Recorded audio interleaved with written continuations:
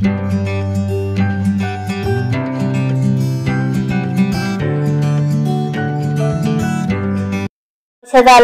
ఔషధాలు.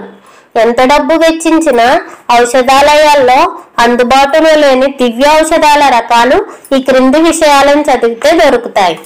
బ్రహ్మ ముహూర్తంలో లేవడం ఒక ఔషధం, సూర్య నమస్కారాలు ఒక ఔషధం, ప్రాణాయామం ఔషధం, ధ్యానం ఔషధం, ఉదయం సాయంత్రం నడక ఔషధం, ఉపవాసం ఔషధం, కుటుంబంతో కలిసి భోజనం చేయటం ఔషధం, నవ్వు మరియు హాస్యం కూడా ఔషధం, గాఢ నిద్ర ఔషధం, అందరితో కలిసిమెలిసి మెలగడం ఔషధం, సంతోషంగా ఉండాలని నిర్ణయించుకోవడం ఔషధం, మనస్సులో సానుకూలత ఔషధం, ఆధ్యాత్మిక జీవన విధానం ఔషధం, అందరికీ మంచి జరగాలని కోరుకోవడం ఔషధం, ఇతరుల కొరకు ప్రార్థించడం ఔషధం, పరోపకారం దివ్య ఔషధం, మనసుకు నచ్చిన వారితో ముచ్చట్లు దివ్య ఔషధం, ఆత్మీయులను తలుచుకోవడం ఒక ఔషధం, కొన్నిసార్లు నిశ్శబ్దం ఔషధం, ప్రేమ ఇతరులకు పంచటం ఔషధం, ఇక చాలు అని తృప్తి చెందటం ఔషధం.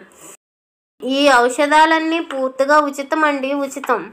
ప్రతి ఒక్క మంచి మనిషితో మనసు విప్పి మాట్లాడడం దివ్య ఔషధం.